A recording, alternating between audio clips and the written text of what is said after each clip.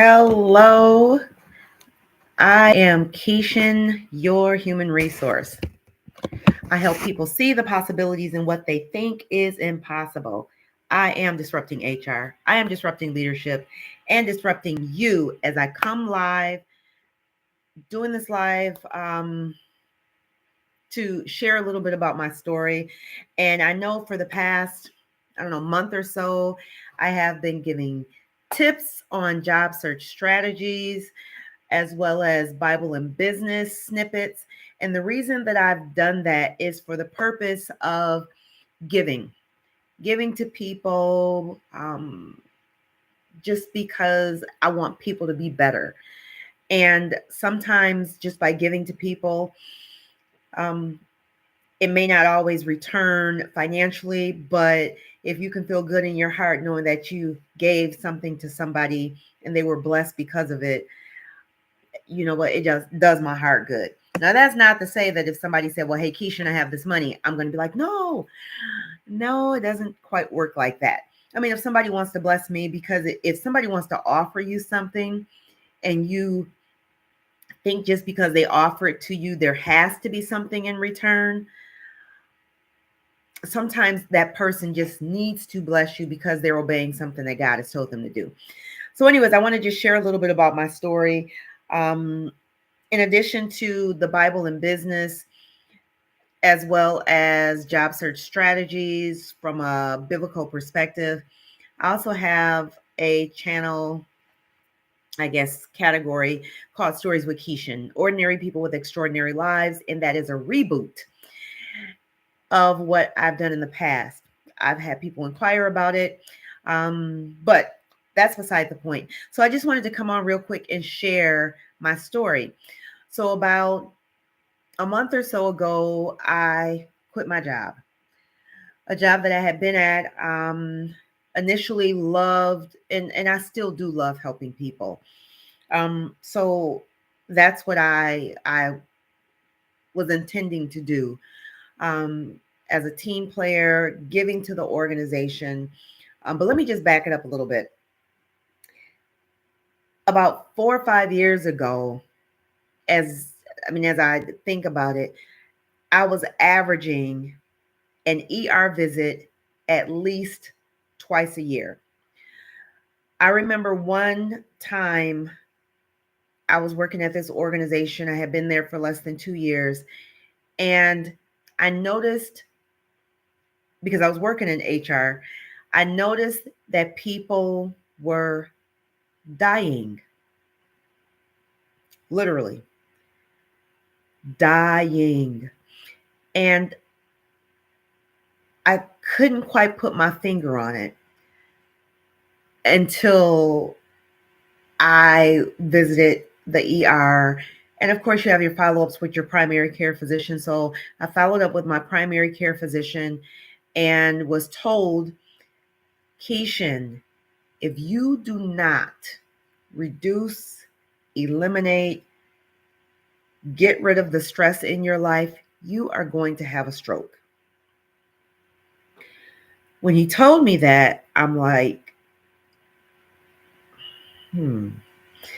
And sometimes doctors, they just have to give it to you because you need to know what the consequences are of behaviors, whether it's eating behaviors, consumption behaviors, lack of exercise, whatever it is. If you're not aware, then you won't take it serious enough.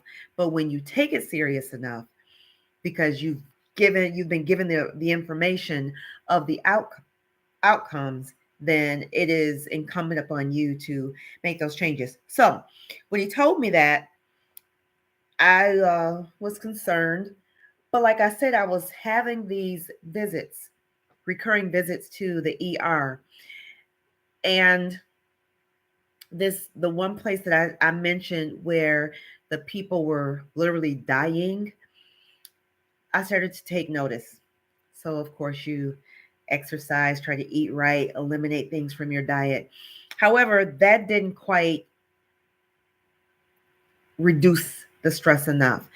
And so in my last position, I earlier this year had gone to ER again.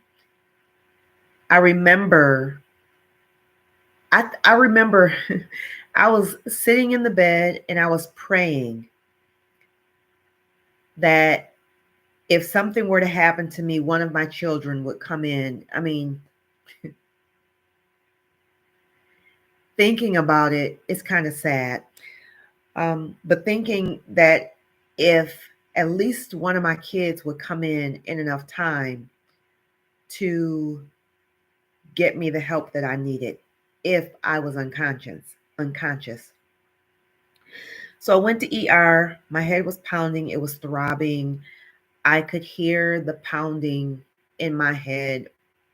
I could hear it. It was like a drum just pounding. Go in, and my blood pressure, of course, was elevated. I don't remember what that reading was, but I remember on one visit, maybe a few visits, it was like 212 over 180 something, maybe 190 something. Regardless, it was too high. So, anyways, at that point this year, when this pounding came back, it was the worst that I could remember it being. I said, now is the time for me to make a change. So in prayer, it came to me that I needed to quit my job. And I did. I was in a position where I came in gung ho. I'm like, yes. So I'm giving information, sharing information, told, no, we can't do that. We have to run it through this. And then I see it implemented and executed, and I am removed from the process. I was thinking, And then we're in a public forum, and someone else gets credit, all the credit, and never once said, you know what, actually, Keishan shared these ideas. That was not the case.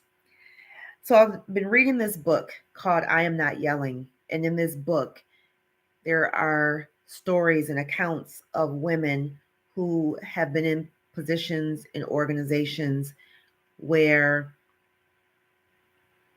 they were not given the credit that was due to them. And they eventually, it does impact your psyche. So I quit.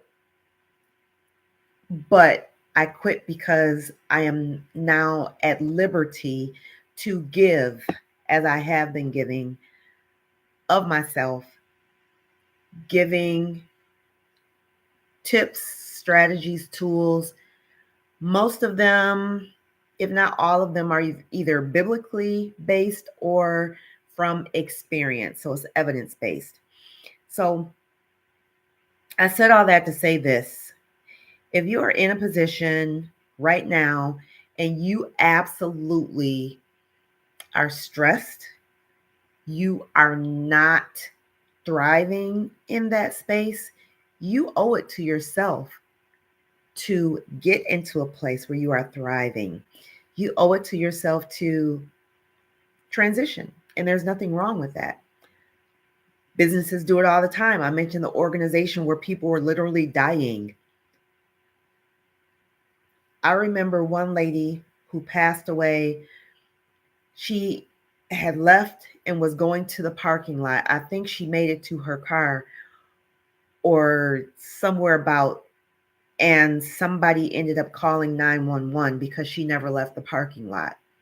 She died leaving work, and her position was posted within a day or two of her dying.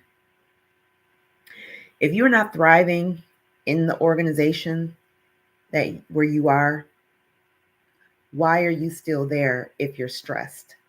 Or why are you still there if you are not operating to your full capacity? I literally help people see the possibilities in what they think is impossible. People stay in organizations because they don't think that they can go any further, or they don't think they can do anything else. That is a lie from the pit of hell. It's a lie. And we allow ourselves to be shaped by the lies of others or the restrictions of others. And you don't have to, because God has given us gifts and talents that we need to be using anyways, because that's why He gave them to us. So I'm going to wrap up with this. At this point in your life, if you are not thriving, if you are not absolutely joyous about going to work, you are doing yourself a disservice, and you are not operating in the gifts that you were called to operate in. When I opened up, I said, I am Keishan, your human resource. I help people see the possibilities in what they think is impossible. I am disrupting HR. I'm disrupting leadership and disrupting you, because you owe it to yourself to walk in your purpose. So I'm going to leave you with that.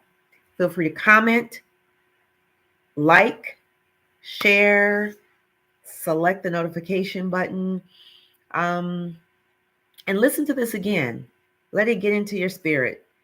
And I pray that it blesses you as much as it's blessed me to remove myself from restrictions and walk in liberty. So again, be blessed, write the vision, make it plain so that those who read it, watch it, or hear it can run with it, and that God will get the glory. So until next time, take care. God bless.